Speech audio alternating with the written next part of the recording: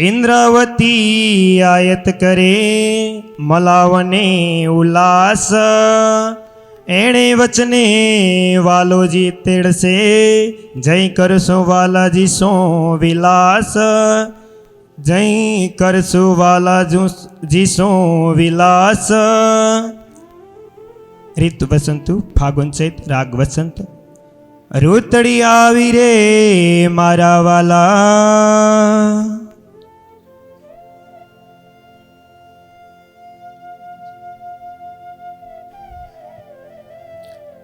अक्षराती धामधनी ने वसंत ऋतु में विरह की क्या अवस्था होती है इस प्रकरण के द्वारा दर्शाया है। वसंत को ऋतुराज कहा जाता है, ऋतुओं में राजा सर्वोपरि। शीत ऋतु बहुत अच्छी है, लेकिन शीत का भी कुछ कष्ट होता है, ग्रीष्म का भी कुछ कष्ट होता है। ग्रीष्म के अंदर विरह की कुछ अलग अवस्था होती है। वर्षा ऋतु भी बहुत सुहानी होती है, लेकिन वर्षा में भी कुछ कष्टदायी स्थिति आ सकती है, उमस हो जाती है। आप जानते हैं मच्छर मक्खी का प्राबल्य बढ़ जाता है। लेकिन बसंत ऐसी ऋतु है, न गर्मी का कष्ट न जाड़े का कष्ट, चारों तरफ फूल ही फूल खिले होते हैं। आप गांव में निकल जाइए तो ऐसा लगता है जहाँ सरसों की खेती होती है, प्रतीत होता है कि सारी धरती पीले फूलों से ढंक गई है। वैसे बसंत ऋतु का जो समय होता है देश में अलग अलग भागों में अलग अलग होता है। 6 ऋतुओं के क्रम में थोड़ा सा अंतर हो जाता है। जैसे दक्षिण भारत में फागुन और चैत बसंत में आएगा। उत्तर भारत में जो हिमालय का तटवर्ती भाग है वो चैत और बैसाख बसंत ऋतु में आएगा, क्योंकि यहाँ फागुन में तो कड़ाके की ठंडक पड़ती है। उसी तरह से जैसे वर्षा ऋतु है, उत्तर भारत में आषाढ़ से शुरू होती है, लेकिन जहाँ समुद्र का तटवर्ती भाग केरला में जो वर्षा ऋतु है वो ज्येष्ठ मास में मान लिया जाएगा, क्योंकि 1 जून को वहाँ मानसून आ जाता है। उसी तरह से वेस्ट बंगाल की भी हालत है। यानी देश के अलग अलग भागों में चारों ऋतुओं के क्रम में थोड़ा बहुत परिवर्तन हो जाता है। लेकिन बसंत किसको कहते हैं? जिसमें न गर्मी हो न सर्दी हो, मध्यम परिमाण में स्थिति हो, चारों तरफ फूल खिले हों। स्वास्थ्य के लिए हर तरह से यह सुखदायी ऋतु मानी जाती है। इस ऋतु की विशेषता है, इसमें वर्णन आएगा किस तरह से हर पौधे से कोमल कोपलें निकलती है। पुराने पत्ते झड़ गए होते हैं और उसके स्थान पर नई कोपलें निकल जा रही हैं। आप जानते हैं इस कोपल के माध्यम से इंद्रावती की आत्मा क्या परिहास पूर्वक उलाहना दे रही हैं। जैसे पुराने पत्ते झड़ जाते हैं, नए पत्ते निकल आते हैं। सतगुरु महाराज हमारे पुराने अपराध को ध्यान में रखकर आप अभी भी रूठे हुए क्यों हैं? एक वृक्ष अपने पुराने पत्तों को छोड़कर नया पत्ता धारण कर सकता है। आप तो सारे संसार के मूल हैं। आपने अपने हृदय से ये बात नहीं निकाली कि मेरा आज रूठ कर गया है तो मैं तो बुला लो। मेरा हृदय जी सुकोमल कोमल मल्या, मेरे हृदय में कितनी कोमल भावनाएं हैं आपके दीदार के लिए, आपसे बातें करने के लिए। उसकी लाज रखते हुए आप मुझे बुला तो लीजिए। हर ऋतु के अलग अलग भाव हैं और उन भावों से इंद्रावती जी की आत्मा पुकार कर रही है। एक करुण पुकार है, सर्वस्व समर्पण की भावना है कि मैं तो केवल आपकी ही हूं। वसंत ऋतु में कहा जाता है कि वो प्रेमियों के लिए सर्वोत्तम ऋतु है। पौराणिक साहित्य में या लौकिक साहित्य में देखा जाए तो यह माना जाता है कि नवविवाहित जोड़ों के लिए या किसी भी तरह के जो संसारिक आसक्ति में लगे होते हैं उनके लिए वसंत एक खुशी लेकर के आता है, लेकिन विरहिणी के लिए एक दर्द लेकर के आता है, क्योंकि विरहिणी का प्रीतम उसके सामने नहीं होता। जो प्रिया प्रीतम है किसी विरहिणी के सामने अपने प्रेम का प्रदर्शन करे तो उसके लिए और असह्य हो जाता है। रास में एक घटना आती है, गोपियों को यह दिखाई पड़ता है कि एक वृक्ष से लता लिपटी हुई है। अब यह सहन नहीं हो पा रहा है कि एक लता अपने प्रियतम वृक्ष से लिपट करके आनंद मग्न है और हम अपने प्रियतम को देख नहीं पा रहे। गोपियों ने तो मधुबन को यही कह करके पुकारा था जब 11 दिन की लीला करने वाले गोलोकी श्री कृष्ण मथुरा चले जाते हैं। गोपियां कहती हैं सूरदास के शब्दों में, मधुबन तुम कहते रहत हरे, विरह वियोग श्याम सुंदर के तुम ठाड़े क्यों न जरे। मधुबन तू हरा क्यों है? तेरे अंदर हमारे कान्हा कीड़ा किया करते थे, उनके चले जाने से तो हम सूख कर कांटा हो गई है, लेकिन तेरा पत्ता पत्ता हर डाल हरी दिखाई दे रही है। इसका तात्पर्य यह है कि तुझे कृष्ण के जाने का वियोग नहीं सता रहा है। विरहणी चाहती है कि जैसे मैं विरह में तड़प रही हूं तो दूसरा कोई प्रेम में संलग्न हो, पीड़ा तो होगी, क्योंकि ये जीव की स्वाभाविक प्रवृत्ति होती है। इंद्रावती जी बसंत ऋतु में वर्णन कर रही है कि मेरे धाम धनी, बसंत में सारी प्रकृति अपने चरम सौंदर्य पर होती है। कोई सूखा पत्ता नहीं दिखता, नए नए कोमल पत्ते, चारों तरफ फूलों की बहार, वातावरण में शीतल मंद सुगंधित हवा के झोंके चलते हैं, न धूप की तपिश है न शीत की ठिठुरन। ऐसे सुंदर वातावरण में यदि प्रीतम का सानिध्य न हो तो लगता है कि ये सब कुछ काटने को दौड़ता है। उस विरहणी से पूछिए जिसको हीरे मोतियों के महल में रख दिया गया है लेकिन उसको प्रीतम से दूर कर दिया गया है, तो क्या हीरे मोती का महल उसको सुख दे सकता है? सीता ने कहा था वन जाने के समय कि मर्यादा पुरुषोत्तम, यदि आप मुझे नहीं ले जाते हैं तो आपके बिना यह अयोध्यापुरी मेरे लिए स्मशान के समान है। जहां मेरा प्रीतम ही ना हो वहां मैं रहकर क्या करूंगी? वैसे ही स्थिति है। प्रकृति कितनी रमणीय रूप में मिहिराज के सामने उपस्थित हो और सतगुरु महाराज का दर्शन नहीं हो पा रहा है, जिस तन में अक्षरातीत लीला कर रहे हैं। आप कल्पना कीजिए मिहिराज के ऊपर क्या बीतती है। एक तरफ इस ऋतु में बसंत ऋतु के सौंदर्य का वर्णन किया जाता है तो विरहणी की पीड़ा को भी और अधिक वर्णित किया जा रहा है ताकि हमें एहसास हो कि यदि हमें संसार में वास्तविक सुख लेना है तो धनी के साथ ही लेना है, अन्यथा प्रीतम से अलग रहकर संसार का कोई भी सुख हमें शांति नहीं दे सकता। आज होता क्या है, हमारे पास अधिक धन आ जाता है, अधिक प्रतिष्ठा मिल जाती है तो कहीं ना कहीं हम राज्य को भूलने लगते हैं। यदि आपको इस देश का प्रधानमंत्री बना दिया जाए तो क्या करेंगे आप? इतने व्यस्त हो जाएंगे कि आपके पास चितवने के लिए समय ही नहीं होगा। कल्पना कीजिए राज्य आपके सामने साक्षात आ जाए और पूछे कि क्या चाहते हो, आप तो सीधे पहले ही कह देंगे कि राष्ट्रपति बना दीजिए, प्रधानमंत्री बना दीजिए। काफी सुंदर साहब तो कहेंगे कि हमें पंचायत का अधिकारी ही बना दीजिए, मुख्यमंत्री ही बना दीजिए। इंद्रावती तो कहती हैं कोट राज बैकुंठ के न आवे इत खिन के समान। आपके पल भर के दीदार में जो सुख मिलता है उसके सामने करोड़ों बैकुंठ के राज फीके हैं। इस पृथ्वी का राज्य तो क्या, करोड़ों बैकुंठ का राज्य तो क्या, सर्वशक्तिमान अक्षर ब्रह्म तो क्या, मुझे आपका भी पद नहीं चाहिए, अक्षरातीत भी मुझे नहीं कहलाना, मुझे तो केवल आपका दीदार चाहिए, आपका प्रेम चाहिए। अपने नख से सिख तक की शोभा के साथ मेरे हृदय कमल में आसन जमा लो। मैंने परसों भी कहा था सामवेद का पहला मंत्र है अग्ने यो आहिवीते, हे परब्रह्म तू मेरे हृदय मंदिर में आ जा। हम क्यों नहीं पुकार कर सकते कि प्रीतम अपने नख की से सिख तक की शोभा के साथ हमारे धाम हृदय में विराजमान हो जाइए। विराजमान तो अनादिकाल से हैं, अनंत काल तक रहेंगे, उनके पास भी शक्ति नहीं है कि हमारे हृदय मंदिर से अलग हो जाएं। कमी क्या है, हम पर्दा हटाना नहीं जानते हैं, जानते हैं तो हटाना नहीं चाहते, चाहते हैं तो हमारे हाथ उठते नहीं हैं क्योंकि हम कहीं और देखने लग जाते हैं। बस ये कहानी है हमारी नींद का। सबको वाणी से पता है कि अक्षरातीत हमारी आत्मा के धाम हृदय में है। ये भी मालूम है कि जीव पर बैठकर हमारी आत्मा इस खेल को देखने में इतना लग गई है कि वो जीव भाव को प्राप्त हो गई है।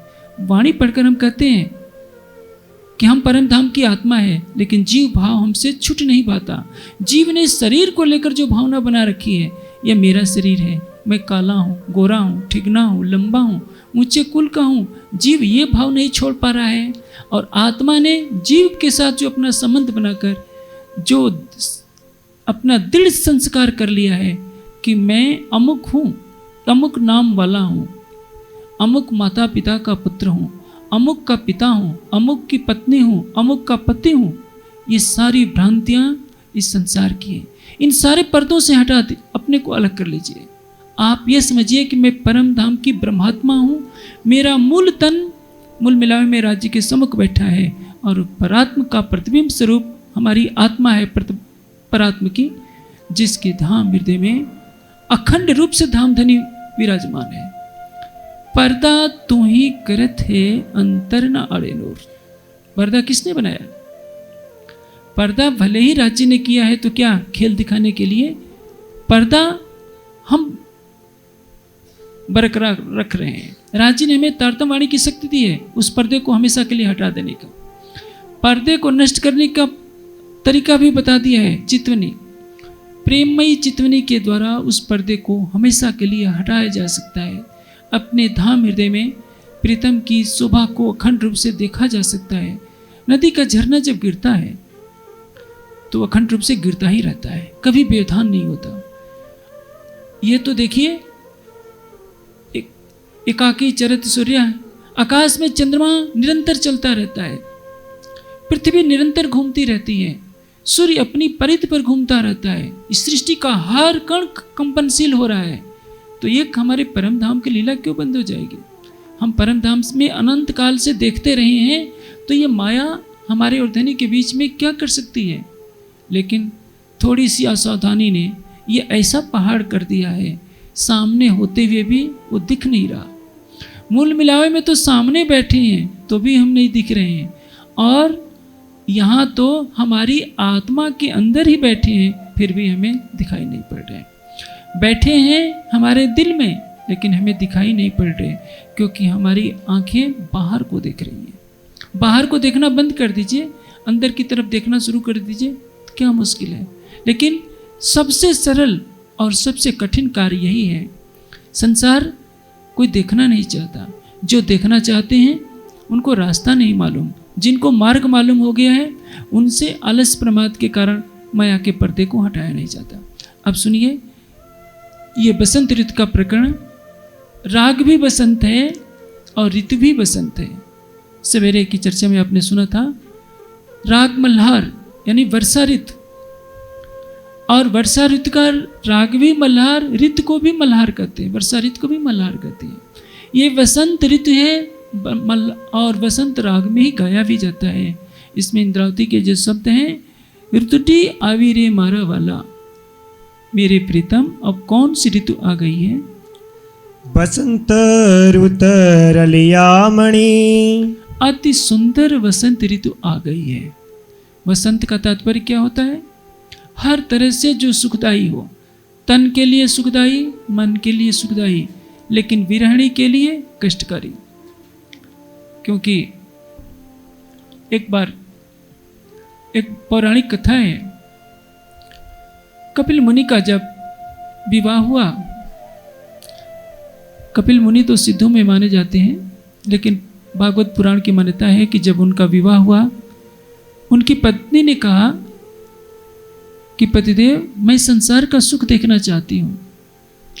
उन्होंने अपनी पत्नी के लिए अपने योग बल से सारी सुख सुविधाएं उपलब्ध करा दी। हर प्रियतमा अपने प्रीतम से क्या चाहती है? प्रेम चाहती है, सुख चाहती है। लेकिन एक विरहणी क्या चाहेगी? विरहणी तो पहले अपने प्रीतम को पाना चाहेगी। उसके सामने कोई प्रीतम प्रियतमा का जोड़ा प्रेम करे और उसको कुछ न मिले तो उसकी विरहाग्नि, उसकी पीड़ा और बढ़ जाती है। उसको लगता है कि ये तो मेरे लिए सौत के समान है। आप जानते हैं ना, सौतिया डाह कितना कठिन होता है। स्त्री सब कुछ सहन कर सकती है, लेकिन सौत की पीड़ा उसके लिए मृत्यु से भयंकर है।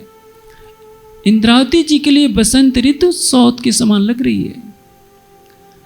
बसंत ऋतु में सारा श्रृंगार सजकर प्रकृति रिझा रही है परमात्मा को, और इंद्रावती कहती है कि जिसको ये प्रकृति रिझा रही है परमात्मा मानकर, वो तो नारायण है, बहुत हुआ तो अक्षर ब्रह्म है। मेरा प्रियतम सर्वशक्तिमान सकल गुण निधान, जिसके साथ मैं बरसों रह चुकी हूँ, वो इसी पुरी में बैठा है और मुझे बुला भी नहीं रहा। ये मेरे लिए कष्टकारी है। तम बिना मारा धनी धाम ना लगे अलखामणी। मेरे धामधनी, मारा वाला, मेरे प्रियतम, ये ऋतु बहुत अच्छी है, लेकिन आपके बिना मेरे लिए कष्टकारी है। आप हो तो सब कुछ है, आप नहीं तो हीरे मोती के महल भी मेरे लिए क्या है। रतन जड़ित जो मंदिर सो उठ उठ खाने था, वो मेरे लिए स्मशान है। जब लंका विजय हो गई, लक्ष्मण से राम कहते हैं कि लक्ष्मण देखो, अपिच स्वर्णमयी लंका मह्यम नो रुचते, जननी जन्मभूमि स्वर्गात पिगरेसी। लक्ष्मण, मुझे सोने की लंका अच्छी नहीं लगती, क्योंकि माता और मातृभूमि स्वर्ग से भी श्रेष्ठ है। ये मर्यादा पुरुषोत्तम राम के शब्द हैं। सोने की लंका राम को स्वीकार नहीं है, तो एक विरहणी को संसार का सुख कैसे स्वीकार हो सकता है। जितने आप सुंदर साथ यहाँ एकत्रित हैं, या YouTube से जो भी सुंदर साथ चर्चा सुन रहे होंगे, या जो नहीं सुन रहे होंगे, वे भी कभी आत्ममंथन कर सकते हैं। हमें क्या प्रिय है? क्या हमें सच्चे दिल से राज्य प्रिय हैं उतने जितने कि हमें संसार प्रिय लगता है? एक बार तो कानपुर में बितक हो रही थी, एक कड़वा सच है। दिल्ली से कुछ सुंदर साथ आने वाले थे, लेकिन उन्होंने सुना कि कानपुर में बिजली ही नहीं रहती, तो हम तो एसी में रहते हैं। उन्होंने सारा प्रोग्राम कैंसिल कर दिया कि बिना एसी के मंदिर की गर्मी हमें स्वीकार नहीं है। आप सोच सकते हैं हमें राज्य से कितना प्रेम है। यदि हम कहीं जाते हैं, हमें अनुकूलित कमरे मिल जाते हैं, वातानुकूलित संसाधन मिल जाते हैं, जहाँ हमें आने जाने में कोई धूप ना लगे, कोई कष्ट ना हो, तो हमें कितना अच्छा लगता है। हम राज्य को पाने के लिए कुछ भी कष्ट झेलने को तैयार नहीं होते। कोई कमर दर्द का बहाना कर सकता है, कोई किसी दर्द का बहाना कर सकता है। उस सिद्धार्थ से पूछिए जिसको निराकार तक का ज्ञान मिलता है, और वो सिद्धार्थ दृढ़ निष्ठा के साथ वृक्ष के नीचे बैठा हुआ है। उसको क्या चाहिए? शुद्ध सत्य का प्रकाश चाहिए। हमें सत्य का प्रकाश मिल गया है, लेकिन हम सच्चे हृदय से 1 घंटा, आधे घंटा अपने प्राणेश्वर को पुकार नहीं कर पाते। हमको कुछ नहीं करना होता है, न आरती भोग के लिए कहा जा रहा है। बस इतना कहा जाता है कि जब आप रात को बिस्तर पर सोने लगिए, तो सबको भुलाकर शरीर को बिना हिला डुलाए थोड़ी देर के लिए अपने हृदय मंदिर में बसा लीजिए, और सवेरे उठिए। नहीं नहाने की इच्छा हो रही है, मत नहाइए, 1 गिलास पानी पी लीजिए, हाथ मुंह धो लीजिए, शरीर को स्थिर कर लीजिए, आंखें बंद कर लीजिए और शरीर से परे हो जाइए। यह भाव कीजिए कि अब मेरी सुरता काल माया योग माया को पार करके मूल मिलावे में पहुंच गई है। राज्य का नख से सिख तक श्रृंगार देख रही है, और उस शोभा को अपने दिल में बसा लीजिए। कौन सा पहाड़ टूट पड़ता है, क्या खर्च होता है? लेकिन आप जितने सुंदर साथ बैठे हैं, क्या अपने हृदय से पूछ सकते हैं कि सभी लोग ऐसा करते हैं? उत्तर मिलेगा नहीं, सब लोग नहीं करते। मेरा अनुमान है कि 20% से ज़्यादा सुंदर साथ नहीं करते होंगे। जिस दिन सभी सुंदर साथ ऐसा करने लगेंगे, जागने का प्रकाश तेजी से फैलने में कोई देर नहीं लगेगी। यदि आप सवेरे उठते ही अपनी पत्नी से बात कर सकते हैं, बच्चों से बात कर सकते हैं, तो राज्य को देखने में कौन सी आफत आती है? रात को सोने से पहले यदि आप पिक्चर देख सकते हैं, टीवी के समाचार सुन सकते हैं, परिवार वालों के साथ बैठकर गप्पे मार सकते हैं, तो राज्य को आधे घंटे प्रेम से निहारने में क्या कष्ट होता है। लेकिन यह तो तब हो जब हमारे अंदर विरह की थोड़ी सी चिंगारी जल गई हो। ये षठ ऋतु की वाणी हमारी विरह की चिंगारी को ज्वाला बनाने के लिए आई है। हमें यह नहीं समझना चाहिए कि हम केवल मंत्र पाठ कर लिए हो गया, तारतम का पाठ कर लिए सब कुछ हो गया। ये तो बच्चों के लिए है। जो बच्चों की क्लास थी वो आज बूढ़ों को सौंपी जा रही है। उम्र 70 साल की हो गई है, फिर भी क्या सिखाया जाता है? तुमने 5 बार पाठ किया कि नहीं किया, पर चरणामृत प्रसाद लिया कि नहीं?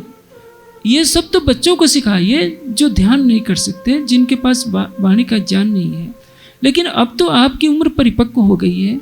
सागर श्रृंगार आप पढ़ते हैं, खिलवत परिक्रमा आप पढ़ते हैं, 25 पक्षों का ज्ञान आपके पास है। आखिर यही प्राइमरी की क्लास कब तक चलती रहेगी? यदि प्राइमरी की शिक्षा ही सब कुछ शिक्षा है तो इतने बड़े बड़े विश्वविद्यालय बनाने की क्या जरूरत है? यदि यही सब कुछ था तो खिलवत परिक्रमा सागर श्रृंगार की वाणी को अवतरित करने का उद्देश्य क्या था?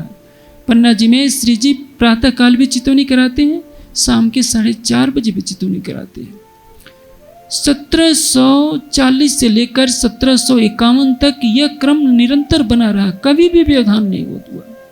लेकिन मुझे नहीं लगता कि आज हमारे समाज के 25% तो क्या 10% स्थानों में भी चितवनी की प्रक्रिया चलती हो। चर्चनी जरूर कराई जाती है, लेकिन उसका जो क्रियात्मक रूप चितवनी है कि हमारे ध्यान हृदय में प्रीतम की छवि बस जाए। पूरी खटरुति किस बात पर आधारित है? केवल राज्य के प्रेम को लेकर। इंद्रावती की आत्मा राज्य को देखना चाहती है, युगल स्वरूप को यहां देखने का भाव नहीं है।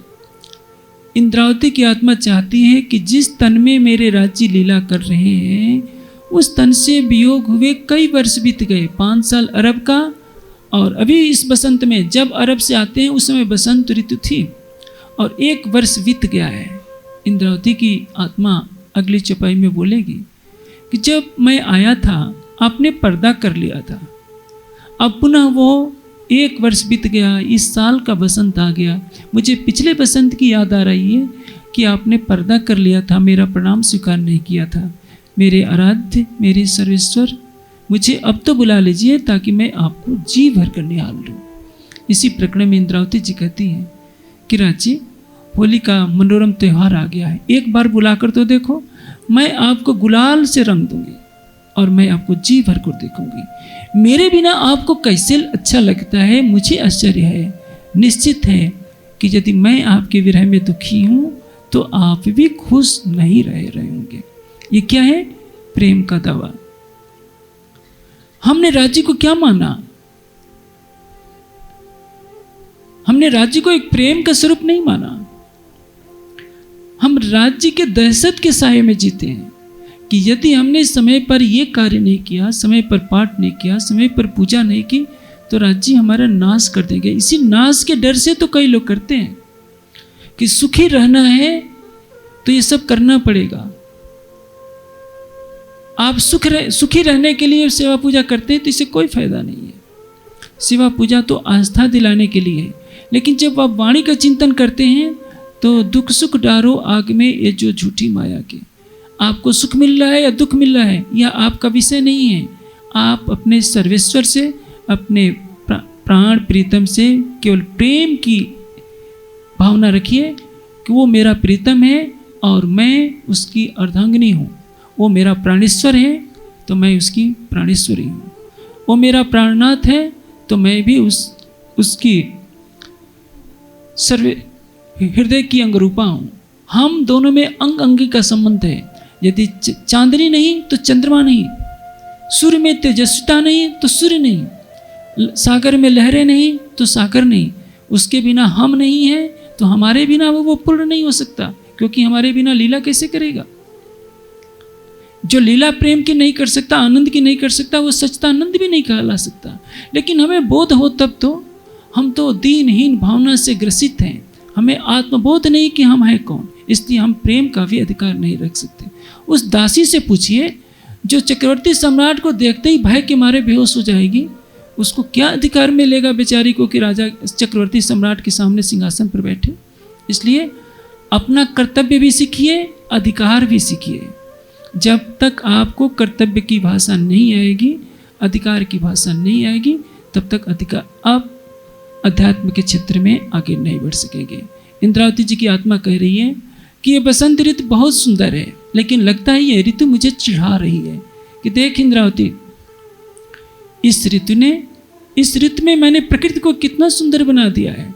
वो तो अपने प्रीतम के साथ विहार कर रही है और तू इसी ऋतु में इसी एक ही नगर में रह रही है। तेरा प्रीतम तुझे छोड़े हुआ है। इंद्रावती जी को यही बात साल रही है कि सर्वशक्तिमान अक्षरातीत ने मुझे त्यागा हुआ है और नारायण की प्रकृति सुंदर फूलों से सुसज्जित होकर के श्रृंगार के साथ अपने नारायण को रिझा रही है। तो इसका तात्पर्य है कि मैं अक्षरातीत की अर्धांगिनी कहला करके भी इस संसार में तो हंसी की पात्रा बन रही हूँ। तमे પડદા પછા કીધા પછી વલી આવે તે આ વસંત। पुरानी याद ताजा हो जा रही है। तमे पर्दा कीधा पछी वली ते आव्यो वसंत। जब मैं आया था अरब से, आपने चाहे बालबाई का दबाव हो चाहे कुछ भी हो, आप मुझको किस मंजिल पर ले जाना चाहते हैं या आप जानते हैं, मैं नहीं जानता। फिर से वो बसंत ऋतु आ गई है। मुझे वो दिन याद है जब मैं 5 साल के वियोग के पश्चात आया था। आपके निर्देश पर ही तो मैं गया था अरब में कि खेता भाई का धन लाना है ताकि सुंदर साथ की सेवा हो सके। बिहारी जी ने भी कह दिया कि मीराज ने धन खा लिया है सारा।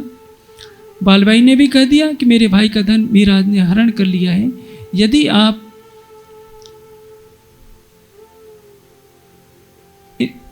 प्रणाम स्वीकार कर लेंगे तो डूबी पड़ी माँ कूप माँ, तो बालबाई मारो नाम।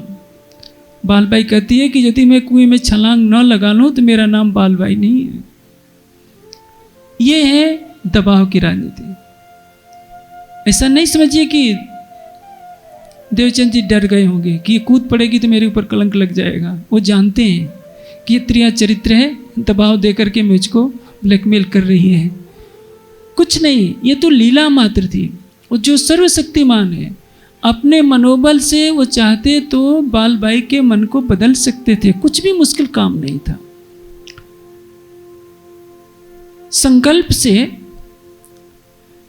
किसी के भी मन को बदला जा सकता है। पुराने जमाने में ऋषि मुनि का यदि कोई से बिगड़ैल होता था तो चीखते चिल्लाते नहीं थे, फटकारते नहीं थे। समाधिस्थ हो गए, अपने मन में संकल्प करते थे, शुद्ध मनोबल के द्वारा उसके मन के रज और तम के विकार को हटा देते थे और वो उनका शिष्य सत्वगुण में स्थित होकर के निर्विकार हो जाया करता था। बालबाई इतनी कोई बड़ी शक्ति नहीं थी कि देवचंद जी को भी प्रभावित कर लेती, लेकिन वो तो कारण कारज बनाना था और मूल स्वरूप की प्रेरणा थी कि ऐसा होना है। जो मूल स्वरूप ने दिल में लिया वो होना ही है। तैसा इत होता गया जैसा हजूर हुक्म करत। मूल स्वरूप दिल में जो लेते जाएंगे कि मिराज को विरह में तड़पाओ, हफ्से में भेजो, इसके बिना काम नहीं चलना है। कठोर निर्णय लेना पड़ता है। जो राज्य कहते हैं दुख न देऊ फूल पांखड़ी, देखूं सुतल नैन, उपजाऊं सुख सबो अंगो, बुलाऊं मीठे बहन। मैं फूल की पंखड़ी से किसी को मारा जाए तो जो कष्ट होता है मैं वो भी कष्ट तुम्हें नहीं दे सकता। प्रश्न यही होता है कि हफ्से में विरह में तड़पने पर मिराज को जो कष्ट हुआ वो राज्य ने क्यों दिया? क्योंकि सबको बताना है।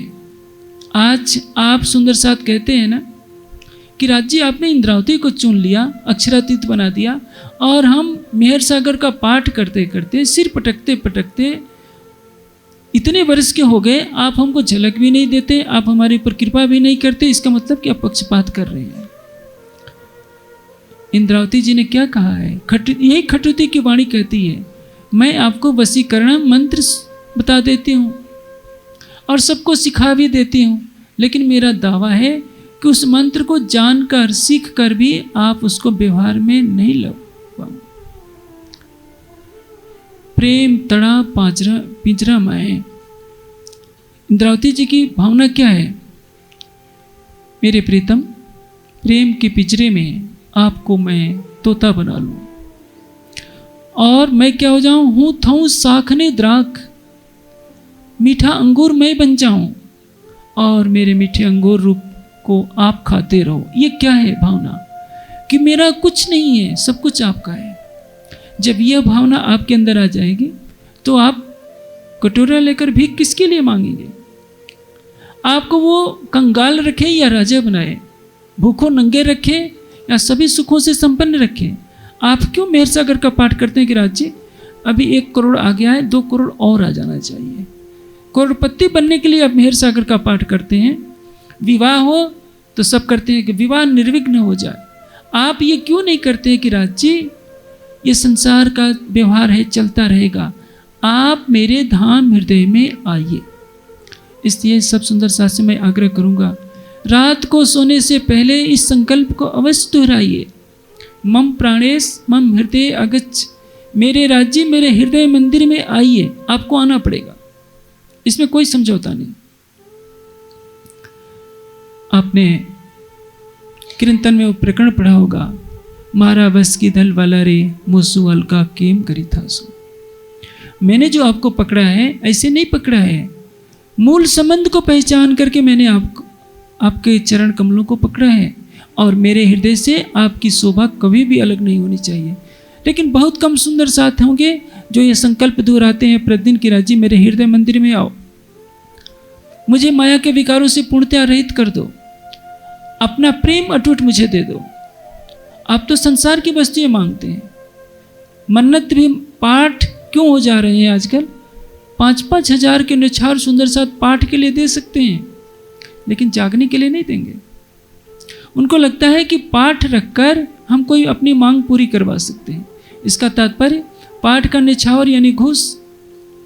अक्षरातीत भी घूस के अधीन हो गया, तभी तो पाठ के निछावर में सुंदर साथ रुचि लेते हैं अपने संसारिक कष्टों के लिए। उस पर विश्वास नहीं कि जिसके चरणों में हमने अपना दामन सौंपा है वो सब कुछ सर्वविद समर्थ है, बिन कहे हमारे हर दुख की पीड़ा को हरने वाला है। हम केवल विशुद्ध प्रेम करना तो सीखें। તે પછી તમસુ રમાવની લગે છે ખરી મુનિ ખાંત। તે पछे तमसु रमवानी लगी छे मुने खरी खांत। अब साल भर बीत गया है, अब मेरे मन में इच्छा क्या कर रही है?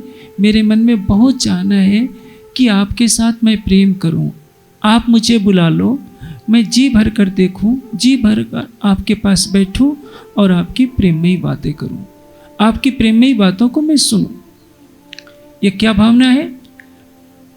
षट्ऋतु की पहली चौपाई से लेकर अंतिम चौपाई तक एक ही बात आएगी, मुझे प्रियतम की सानिध्यता चाहिए। सानिध्यता का अर्थ निकट होना होता है, लेकिन वह क्या है? वो तो हमारे हृदय मंदिर में बसता है। यदि हम आशिक कहलाते हैं, प्रेमी कहलाते हैं, तो हमारे रोम रोम में वही होना चाहिए। हमसे अच्छा तो दुनिया का मजनू है। हम तो ब्रह्मात्मा कहलाते हैं, मजनू तो एक संसार के शरीर पर फिदा है। कोई मजनू पर कोई कंकर मार दे, वो तड़पता हुआ है, पीड़ा उसको होती है। मैंने कई बार दृष्टांत दिया था, एक बार पुनः सुना देता हूँ क्योंकि ये खटुती का प्रसंग चल रहा है। एक बार मजनू को ब्लड प्रेशर बढ़ गया। हकीमों ने सोचा कि इसका खून निकाल देते हैं तो ब्लड प्रेशर कम हो जाएगा। हकीम ने नस्तर चुभो दिया इसका खून निकालने के लिए। मजनू चिल्ला उठा।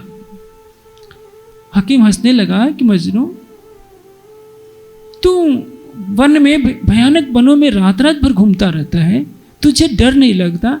एक छोटे से नस्तर से तुझे डर लग रहा है? नस्तर यानी चाकू, छोटे से। कहता है कि नहीं, ये चाकू का मुझे तो तलवार से भी डर नहीं लगता। मैं इसलिए चल रहा हूँ कि मेरे रक्त की एक एक बूंद में लैला है और आपके नस्तर चुभाने से उस पर प्रहार हो रहा है, मैं उसका कष्ट नहीं झेल सकता। ये माया का जीव कहता है कि मेरे रोम रोम में मेरी लैला बसती है, आपके रोम रोम में राज्य क्यों नहीं बस सकते? वो तो माया का जीव है। आप तो परम धाम की ब्रह्मात्मा है, ब्रह्म सृष्टि है। आपका प्रेम इतना फीका क्यों हो गया कि आपने अपने और राज्य के बीच में इतनी बड़ी दूरी बना ली है जैसे लगता है कि राज्य कोई देवी देवता हो गए, 1000 साल तप करेंगे, ये करेंगे तो पल भर के लिए झलक दिखाएंगे। वो पल भर के लिए झलक नहीं दिखाता है, वो तो अखंड रूप से बैठा रहता है। कीर्तन में एक प्रकरण आता है, महाराज बस की दल वाला रे के पास ही आएगा। नित्य प्रत्यय आंगनडे उभो, मेरे प्रीतम तुम प्रतिदिन मेरे आंगन में खड़े हो जाते हैं। गोपियां कह रही है, आंगन क्या है? हृदय रूपी आंगन। यदि हम प्रतिदिन अपने प्रीतम को निहारेंगे प्रेम से, तो याद रखिए आप सच्चे हृदय से 1 घंटा चितवनी कीजिए। 1 घंटे चितवनी का मतलब ये नहीं कि केवल आंखें बंद कर ली और बाहर घूम रहे हैं। आप शरीर को जैसे स्थिर कर देंगे, जैसे आपका हाथ ऐसा हो गया है तो खुजलाइए नहीं। आप भूल जाइए कि आपका शरीर ऐसा है, इस शरीर को भुला दीजिए। जितनी जल्दी भुला पाएंगे उतनी ही जल्दी आपका मन संसार से हट जाएगा। परात्मा की भावना से आप बैठे हैं, जैसे जैसे प्रयास करते रहेंगे, उठने से कुछ मिनट पहले आपको झलक राज्य अवश्य देंगे थोड़ी देर के लिए। जैसे जैसे प्रेम गहरा होता जाएगा वैसे वैसे वो झलक अधिक समय तक बनी रहेगी। एक दिन ऐसा आएगा अखंड स्वरूप आपके सामने उपस्थित हो जाएगा, क्योंकि वो दूर नहीं है। इधर से नजर हटानी है, उधर नजर कर देनी है, यही है चितवनी। और यह चितवनी प्रेम और समर्पण के धरातल पर होनी चाहिए, बुद्धि के धरातल पर नहीं। बुद्धि और तर्क के धरातल पर चितवनी कभी नहीं हुआ करती, केवल अपना दिल देना होता है। हृदय को हथेली पर रखकर राज्य को सौंप दीजिए और उस पर विरह के 2 आंसू गिरा दीजिए, बस काम आपका पूरा हो गया। आपके दिल में राज्य आ जाए। राज्य तो पहले से हैं, पर्दा हटा देंगे स्वयं। ये पर्दा हटा और तुम मुझे देख लो।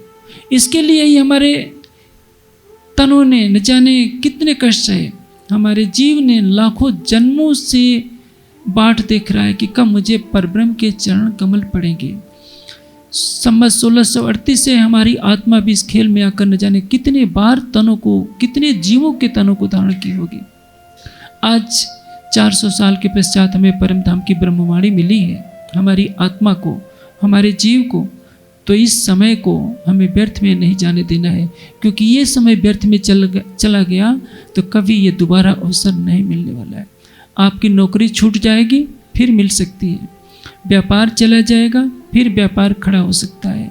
लेकिन ये मानव तन का सदुपयोग नहीं हुआ, यदि आपने अपने प्राणेश्वर को नहीं देखा इस जागनी लीला में, तो ये अवसर न आपके जीव को कभी भी मिलने वाला नहीं। हवे तत्क्षीण तेड़जो मारा वाला, आरुत एकला न जाए। मेरे प्रीतम, हवे तत्क्षण तेड़जो मारा वाला, हवे एकला न जाए। अब मेरे से अकेले नहीं रह जाता है, इसलिए अभी इसी क्षण मुझे बुला लो। ये प्रेम की पुकार है। इन्हीं विरह के भाव में कहते हैं कि मैं अकेले कैसे रहूं, आप मेरे बिना कैसे रह रहे हो। ये आश्चर्य की बात है, मुझे तो रहा ही नहीं जा रहा है। धनी बिना कामनी घणु कल्पे, रोता ते वाणु वाय। मेरे प्रीतम, मैं आपकी अर्धांगिनी, धनी बिना कामनी घणु कल्पे, आपके बिना मैं बहुत अधिक कल्प रही हूँ। कल्पना किसको कहते हैं? एक तो दहाड़ मारकर रोना, यानी सुर मचाकर रोना, और एक होता है कल्पना। आंसू सूख चुके हैं, कुछ बोला नहीं जाता, कुछ खाया नहीं जाता, कुछ पिया नहीं जाता, न सो सकते हैं, न हंस सकते हैं, न रो सकते हैं, न बैठ सकते हैं, न उठ सकते हैं। एक एक पल लगता है कि हमारे लिए नरक के समान है। इसको कहते हैं कल्पना। जिसने दहाड़ मार कर रो लिया उसने तो अपनी पीड़ा समाप्त कर दी, लेकिन जो रो ही नहीं सकता वो क्या करे, अपनी पीड़ा को कहाँ ले जाए। इसलिए धनी बिना घणु कल्पे कामनी। मेरे प्रीतम, मैं इंद्रावती की आत्मा आपके ना बहुत अधिक कल्प रही हूँ, यानी विरह के आंसू बहा रही हूँ। अब आपके बिना पल भर भी नहीं रह जाता। दीन दुहेला जाए घणु मुने वली वेस वस के वसंत। वली वसे के वसंत, पुनः यह बसंत का महीना आ गया है और आपके बिना एक दिन मेरे लिए बहुत ही कष्टकारी है। अब बसंत ऋतु में निकल जाइए। आपको ग्रीष्म ऋतु में, यहाँ की ग्रीष्म ऋतु मई जून के महीने में आप जाएंगे बद्रीनाथ, केदारनाथ या गंगोत्री, तो समझिए यहाँ की शीत ऋतु से भी वहाँ ठंडक है। जब मैं गंगोत्री गया था जून के महीने में, आज से 3 वर्ष पहले, तो उस समय भी वहाँ बर्फबारी हुई थी और मोटी मोटी रजाइयाँ, डबल रजाइयाँ ओढ़ करके सोना पड़ा था। लेकिन हिमालय का सौंदर्य कुछ विलक्षण है। यदि आप फूलों की घाटी में चले जाएं जो बद्रीनाथ से कुछ ऊपर पड़ती है, तो वहाँ बहुत कई किलोमीटर के क्षेत्र में केवल फूल ही फूल हैं। ऐसा सुहाना मौसम होगा ग्रीष्म ऋतु में जिसमें फूलों का सौंदर्य ही दिखे तो क्या लगेगा, संसार कितना सुंदर है। एक तरफ बर्फीला चमकता हुआ हिमालय, दूसरी तरफ धरती की तरफ देखिए तो केवल फूल ही फूल। बहती हुई मंदाकिनी को देखिए, कितना शीतल जल, कोई वहाँ प्रदूषण नहीं, कोई राख देश नहीं। परिणाम क्या होता है? ऐसा दृश्य सब कुछ हो लेकिन हमारा प्रीतम ही हमारे साथ न हो तो ये सारा सौंदर्य फीका लगता है। परम धाम में एक चीज बताइए, आप आए खेल में तो क्या परम धाम में लीला हो रही है? उत्तर मिलेगा नहीं। क्या राज्य अकेले वहां बैठे हैं? साथ बिना कहीं पाँव न धरो, हमको खेल दिखावन काज, हम सो आगू आए श्री राज। परम धाम की ब्रह्मात्मा के बिना राज्य कहीं एक कदम भी चरण अपने रख नहीं सकते। परम धाम में अनंत सुख है, अनंत प्रेम है, अनंत आनंद है, लेकिन ब्रह्मात्माओं और राज्य के बीच में ये जो माया की दीवार आ गई है, उसके कारण न राज्य अपनी लीला कर पा रहे हैं, न परम धाम की आत्माएं अपनी लीला का आनंद ले पा रही है। इसलिए वियोग एक ऐसी अवस्था है जिसमें संसार का सारा सुख कोई भी मायने नहीं रखता।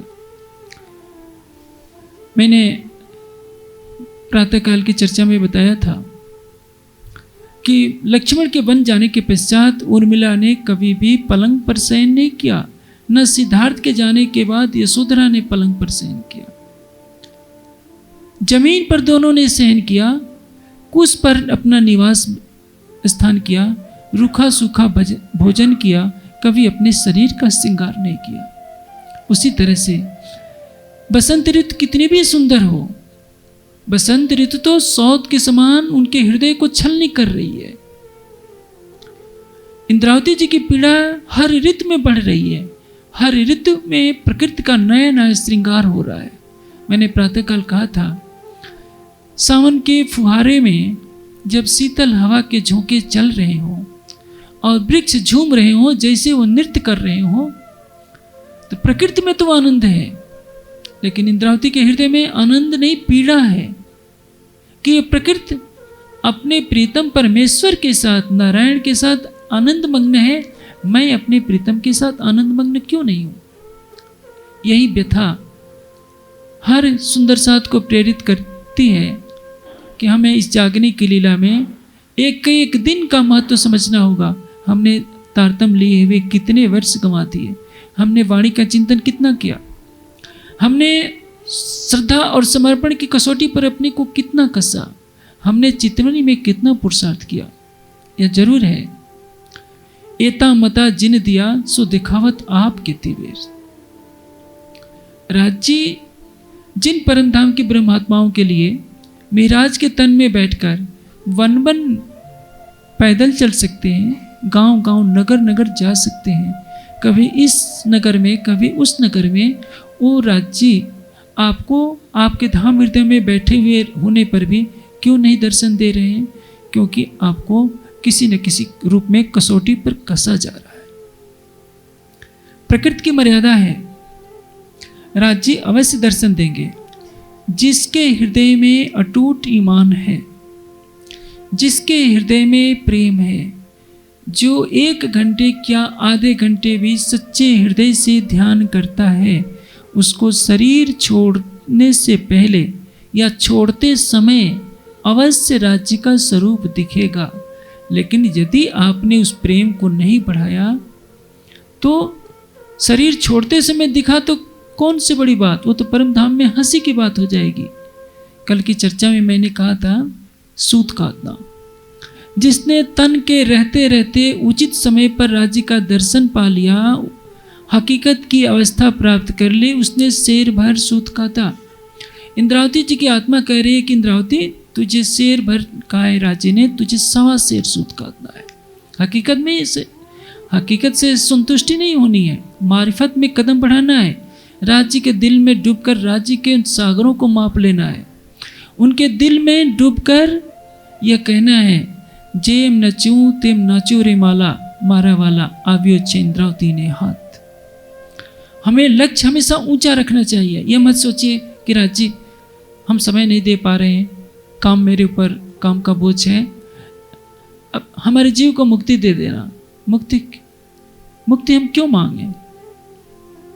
जो सदा मुक्त है वो मुक्ति के लिए भीख का कटोरा बढ़ाए बैठे हैं। हमसे अच्छे तो वेदांती हैं, जो वेदांत की भाषा जानते हैं कि हम परमात्मा की सानिध्यता में रहते हैं। लेकिन हम दुनिया वालों की देखा देखी, क्योंकि हमारे मस्तिष्क में तो सालों की मुक्ति की बात बैठी है कि हम राज्य से अपने जीव का कल्याण मांग लें। आप अपने जीव को राज्य के प्रेम में डुबो दीजिए। क्या मिलता है यह हिसाब करना आपका काम नहीं है।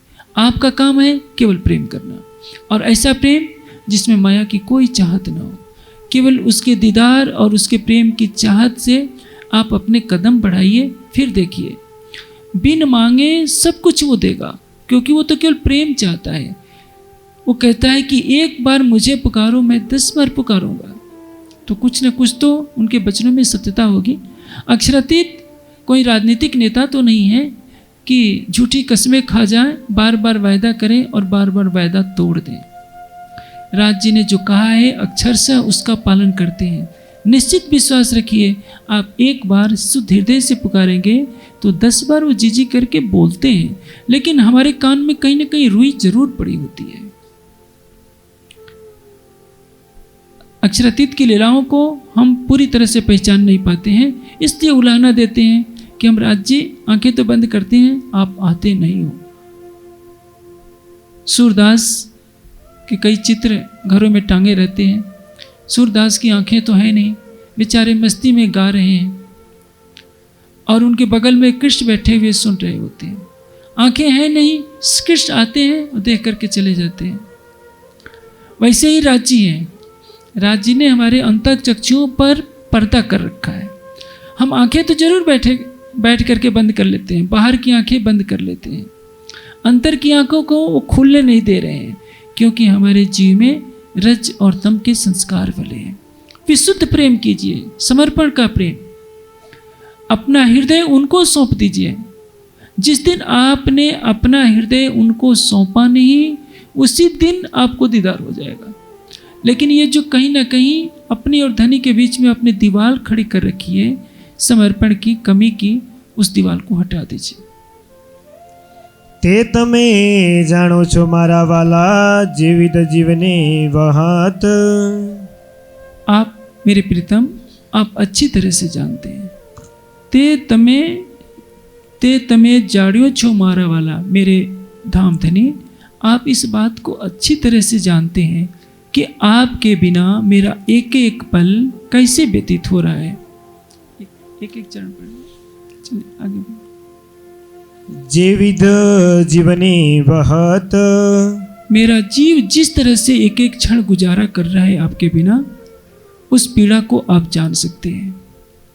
ऋतु माहे ऋतु वसंत घणु ऋणी। ऋतुओं में ऋतु यह वसंत अत्यधिक सुंदर है, इसलिए तो इसको कहते हैं ऋतुराज। बसंत ऋतु का तात्पर्य क्या है? जैसे फलों का राजा क्या है? आम है। ऋतुओं का राजा क्या है? बसंत है। राजा का तात्पर्य क्या है? श्रेष्ठ। सभी ऋतुओं में श्रेष्ठ बसंत को माना जाता है। प्रेम की दृष्टि से बसंत को ऋतुराज कहा जाता है। समान रूप से ये बात समझिए, किसी युवती की सौत राजा उसके प्रेमी के पति के जितनी निकट होगी, उसकी पीड़ा उतनी ही अधिक होगी। एक राजा की 2 पत्नियां हैं। राजा यदि एक पत्नी की उपेक्षा कर दे और दूसरी से ज्यादा प्रेम करे तो परिणाम क्या होगा? उसके लिए मरण की स्थिति बन जाती है। हाँ, दोनों से बराबर का प्रेम करे तो कोई कष्ट नहीं है। इंद्रावती को 5 ऋतुओं का कोई कष्ट ज्यादा पीड़ा नहीं दे रहा है, लेकिन बसंत ऋतु ज्यादा चुभ रही है क्योंकि ऋतुराज है।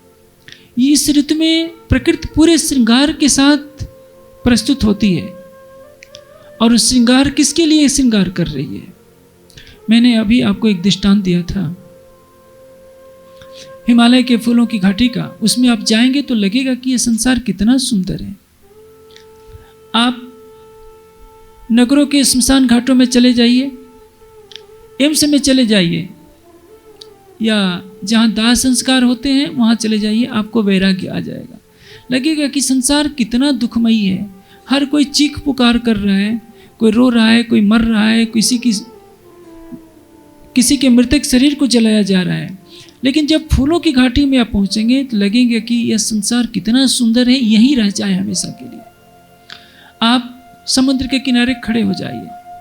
यदि समुद्र के किनारे पर कोई सुंदर पहाड़ी है, उस पहाड़ी पर आप शांत एकांत अकेले में बैठकर सागर की लहरों को देखिए। सागर की लहरों को उठना और गिरना देखिए। ऐसी स्थिति की कल्पना कीजिए जहां पक्षी की चहचहाट भी न हो। आप लगेगा किसी कल्पना लोक में आप डूब गए हो। इंद्रावती जी के लिए बसंत ऋतु जितनी सुंदर है उतनी ही कष्टकारी हो रही है, क्योंकि मैंने पहले ही कहा कि वो सौत के रूप में पीड़ा दे रही है, घाव पर नमक छिड़क रही है। बसंत ऋतु कह रही है कि देख इंद्रावती, इस ऋतु में मैंने प्रकृति का श्रृंगार करा दिया है और प्रकृति अपने प्रेमी नारायण या अक्षर के साथ क्रीड़ा कर रही है। प्रकृति का स्वामी कौन है आप जानते हैं। इस दुनिया में नारायण है, मूलतः अक्षर है। बसंत ऋतु श्रृंगार कराने वाली है उसकी सौत का। तो जिस तरह से सौत बुरी लगती है, सौत की सहेली भी बुरी लगती है। कहने का भाव यही है कि धाम धनी, आप इसी नगर में रहते हैं, मुझे बुला नहीं पाते हैं, तो ये देखिए मेरी सौत भी मुझे चिढ़ा रही है और उसकी सहेली श्रृंगार करने वाली बसंत ऋतु भी चिढ़ा रही है। चारों तरफ फूलों का सौंदर्य दिख रहा है, मैं इन फूलों का सौंदर्य देखूं, सुंदर बसंत ऋतु के शीतल मंद सुगंधित हवा के झोंकों को देखूं कि आपको याद करूं। एक बार आप मुझे बुला लेते तो मुझे भी कुछ सुख लग जाता कि चलो मेरे प्रीतम भी तो मुझे कुछ चाहते हैं। विरह के 6 वर्ष बीत गए हैं, 5 वर्ष अरब में और ये 6वां साल चल रहा है। इसमें एक बार भी ऐसा नहीं आया कि मैं आपके मुख से निकले हुए अमृत वचनों को सुन सकूं। मेरे तो आते ही आपने पर्दा कर लिया था, मुझसे एक बार भी नहीं पूछा मेहराज तुम कब आए। आपके मुख से मैं अपना नाम सुनने के लिए तरस गया और मुझे विवश होकर के आपके पास से आना पड़ा। कोई भी सुंदर साथ मेरे से बात करने के लिए तैयार नहीं है। चारों तरफ यही सो रहे कि मेहराज ने तो खेताबाई का सारा धन हड़प लिया और अपने सतगुरु से भी द्रोह कर लिया। आप बताइए, मैं तो आपके लिए हूँ, आपके लिए जीता रहा, आपके आदेश पर मैं अरब में गया। मुझे क्या चाहिए था इस संसार से? खेता भाई के धन से मुझे क्या लेना देना, मुझे बिहारी जी से क्या लेना देना। मेरी आत्मा आपकी अर्धांगिनी है।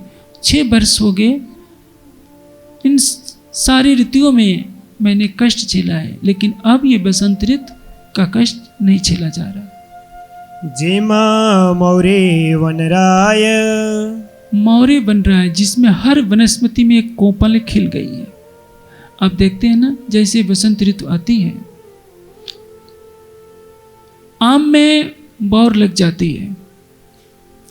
मैं 15 मार्च को पन्ना जी से जैसे ही आया, मैं तंग हो गया। यहाँ पूरे ज्ञानपीठ के परिसर में इतनी सुगंध फैली हुई थी। मैं सोचा कि क्या इतनी सुगंध कहाँ से आ रही है। पता चला कि आम की बौर की सुगंध थी। आप सोचिए, हर पत्ता नया खिला हो, चारों तरफ आम की बौर की सुगंध आ रही हो, सरसों के फूल खिले हो, सुगंधे ही सुगंध, न गर्मी का कष्ट न जाड़े का कष्ट। ऐसी मनोरम ऋतु में प्रीतम न हो तो लगता है कि हम किस दुनिया में आ गए हैं, कैसी जगह पर आ गए हैं। इंद्रावती जी की आत्मा कह रही है कि राज जी कुछ तो तरस खाइए। आपने जिस दुनिया में मुझे डाला है वह दुनिया सपने की है, फिर भी वह सुंदर लग रही है। और आप तो सर्वशक्तिमान अपने आवेश स्वरूप से जिस तन में बैठे हैं, उस तन से आप मुझे पुकार कर बुला भी नहीं पा रहे हैं। मेरे से यह बता सही नहीं जा रही। विध विधना रंग ले रे विलाड़ियो, विध विधना अनेक प्रकार के तरह तरह के फूल खिले हुए हैं। हर वृक्ष से लताएं लिपटी पड़ी हैं। वृक्षों में फूलों में सुगंध की बहार बह रही है। और एक मेरा सूना हृदय अपने प्रीतम को पाने के लिए तड़प रहा है। मैं आपको देख नहीं पा रही हूँ, आपसे बातें नहीं कर पा रही हूँ, तो ये खिले हुए फूल मेरे ऊपर हंस रहे हैं। जैसे जहाँ सभी अमीर लोग हों, धनवान हों, सुंदर हों, उनके बीच में एक काला कलूटा गरीब व्यक्ति पहुंच जाए तो उपहास का पात्र बन जाता है, क्योंकि उसका रूप रंग बेचारे के पास नहीं, उसके पास पैसा भी नहीं कि अच्छे कपड़े पहन सके। ऐसी स्थिति तो उस विरहणी की है जिसका प्रीतम पास में ही रहता है, उसकी तरफ देखना भी नहीं चाहता। सबकी उपेक्षा तो झेली जा सकती है, लेकिन प्रीतम की उपेक्षा नहीं झेली जा सकती। बाल भाई खफा है, कोई चिंता की बात नहीं। बिहारी जी खफा है, कोई चिंता की बात नहीं।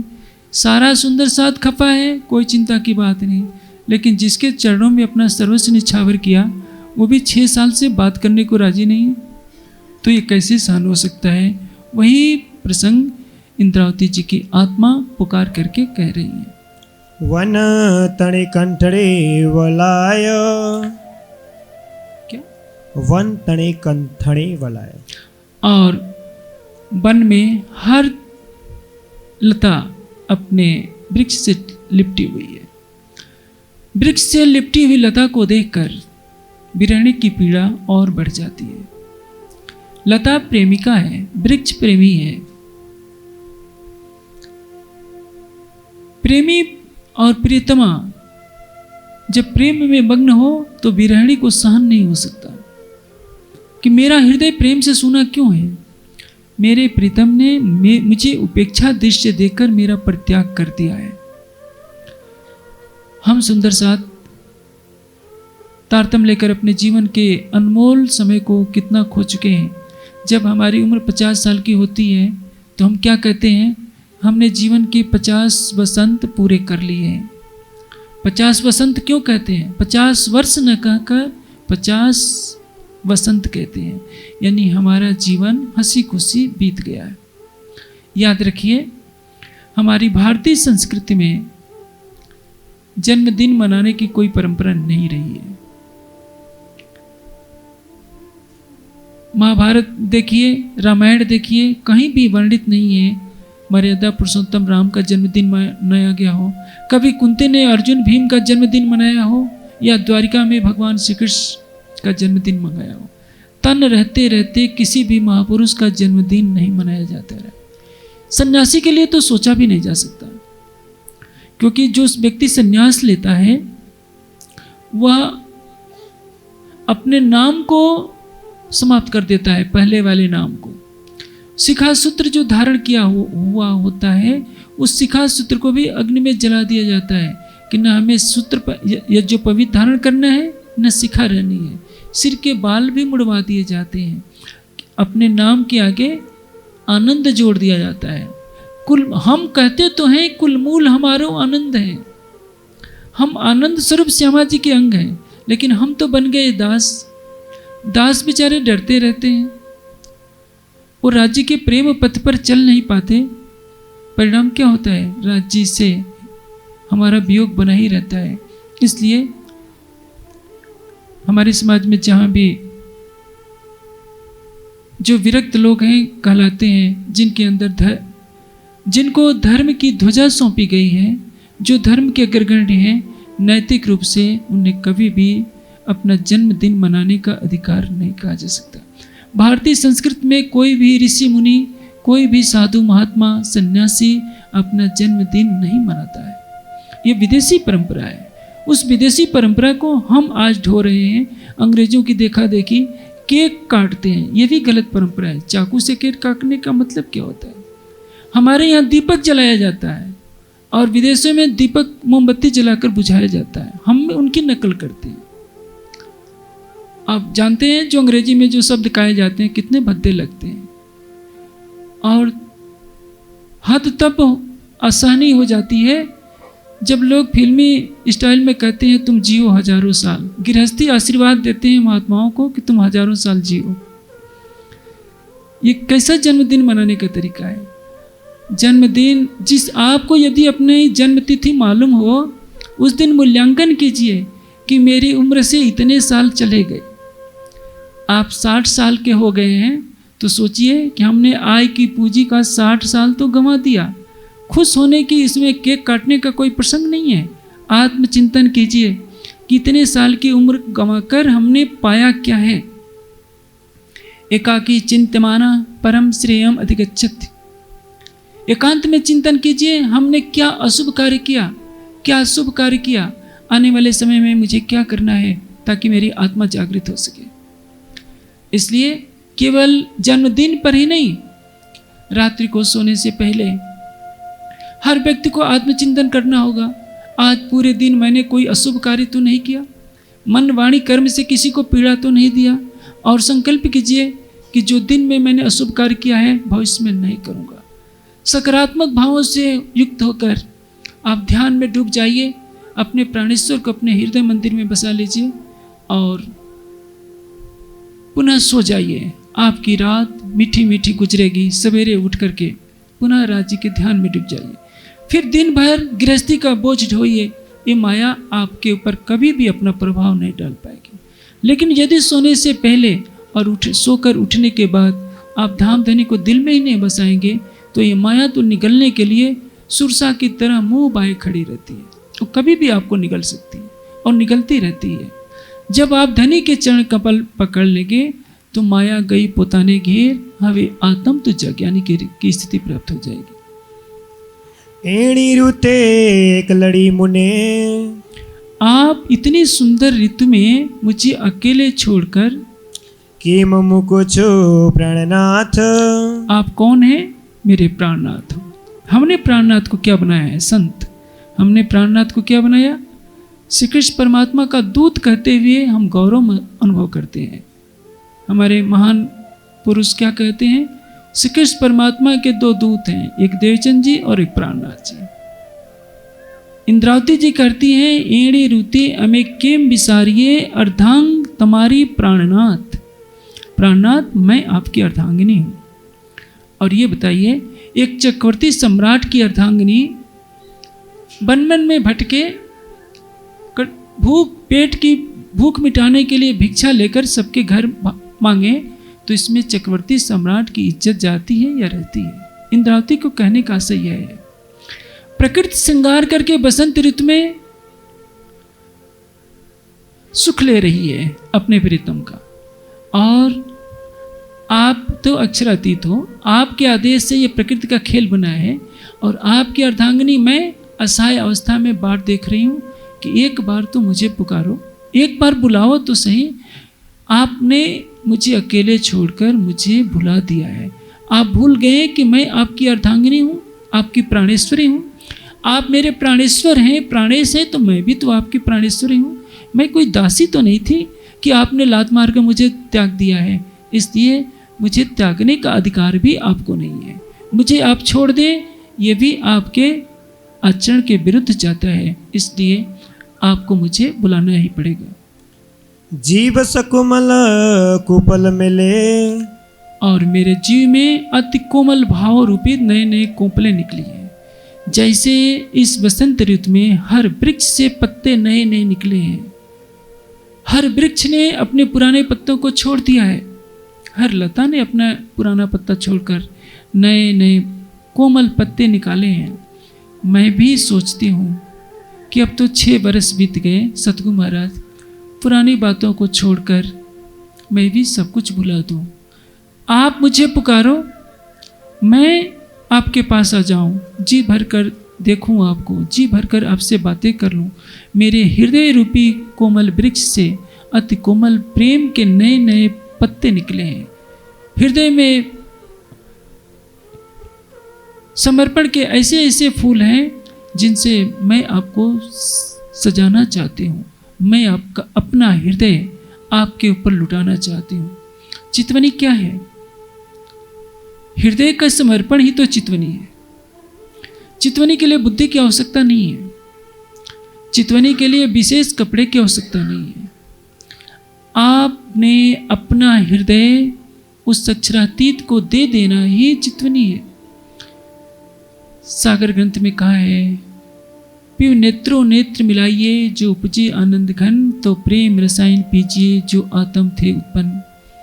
एक रस होइए इश्क सो चले प्रेम रसपूर, फिर प्याले ले थे श्याम श्यामा जी हजूर। प्रीतम से नेत्र मिलाने का तात्पर्य क्या है? आप बेधड़क होकर घबराइए नहीं। राज्य के आगे दंडवत प्रणाम करना बंद कर दीजिए। मेरी बातें कर्मकांड वालों को बुरी लग सकती है। मंदिर में मैं भी दंडवत प्रणाम करता हूं, लेकिन चितवनी में मत कीजिए। वाणी क्या कह रही है? सागर में कहीं नहीं मिलेगा आपको दंडवत प्रणाम की बात। परिक्रमा में जो बात कही गई है इस संसार के भाव से कही गई है। आय आय के चरणों लागी, सागर में नहीं मिलेगा। मिलेगा भी तो उसका भाव कुछ और है। जैसे कहा है ना श्यामा जी के मंगलाचरण में, प्रथम लागो 2 चरण को धनिये न छुड़ाइयो छिन, लाख तली लाल इंडिया मेरे जीव की यही जीवन। इसका भाव कुछ विशिष्ट है। लेकिन जब चितवनी की बात आएगी, वो तो समर्पण भावना दर्शाई जा रही है कि प्रथम लागो 2 चरण को, या इन पांव तले पड़ी रहूं, धनी नजर खोलो बातिन। जीव को सर्व समर्पण करने के लिए कहा जा रहा है। लेकिन जब चितवनी में आप प्रवेश करते हैं तो नेत्रों नेत्र मिलाइए जो उपजे आनंद घन। प्रेम की भावना से आपको देखना होगा, दास की भावना से नहीं। एक रस होना, एक रस होने का मतलब दासत्व से मुक्ति, भय से मुक्ति। चक्रवर्ती सम्राट की महारानी समझे कि मैं भी चक्रवर्ती सम्राट की अर्धांगिनी हूं। जितना मेरा चक्रवर्ती सम्राट का अधिकार है उतना ही अधिकार मेरा है। मैं कोई भिखारी नहीं हूं, मैं कोई दासी नहीं हूं जो इन किसी के रहमो कर्मों पर पल रही हूं। मैं इनकी हृदयेश्वरी हूं, मैं इनकी प्राणेश्वरी हूं। जब ये भावना आ जाएगी तो राज्य भी अपना हृदय आपको सौंपेंगे। लेकिन पहले आपको अपना हृदय सौंपना होगा। इसलिए जीव सकोमल कोपल मल्या, मेरे जीव ने तरह तरह की कोपलें निकाल रखी है आपको प्रेम के सिंहासन पर बसाने के लिए। रमवा श्यामलिया ने साथ, रमवा श्यामलिया ने साथ, आपके साथ रमण करने के लिए। मेरे आराध्य, मेरे प्राणेश्वर, मेरे प्राणवल्लभ धाम धनी, आपके साथ मैं रमण चाहती हूँ, आपका प्रेम चाहती हूँ, आपका दीदार चाहती हूँ, आपको अखंड रूप से हृदय मंदिर में बसाए रहना चाहती हूँ। आप इसी पुरी में रह रहे हैं, मुझे एक बार बुलाइए ताकि मैं अपने हृदय की हाम पूरी कर सकूं। अन्यथा यह बसंत ऋतु मुझे चिढ़ा रही है। इस बसंत ऋतु ने प्रकृति का ऐसा श्रृंगार कर दिया है, मेरी सौत प्रकृति को सजाकर यह वसंत ऋतु भी मेरा उपहास कर रही है कि मैं इंद्रावती की सौत प्रकृति को और श्रृंगारित करके खुश हो रही हूँ। एक साथ दो का अपमान मैं नहीं झेल पा रही हूँ। प्रकृति मेरी सौत के रूप में मेरा उपहास उड़ा तो रही है, उसकी सहेली बसंत भी ऋतु भी मेरा उपहास उड़ा रही है। ये छहों ऋतुएं हर पल मुझे कांटा चुभो रही हैं। इन छहों ऋतुओं में जो प्रकृति का सौंदर्य मैं देखती हूँ और आपसे अपना वियोग देखती हूँ तो मुझे एक एक पल बिताना कष्टकारी लग रहा है। यह है विरह की भावना।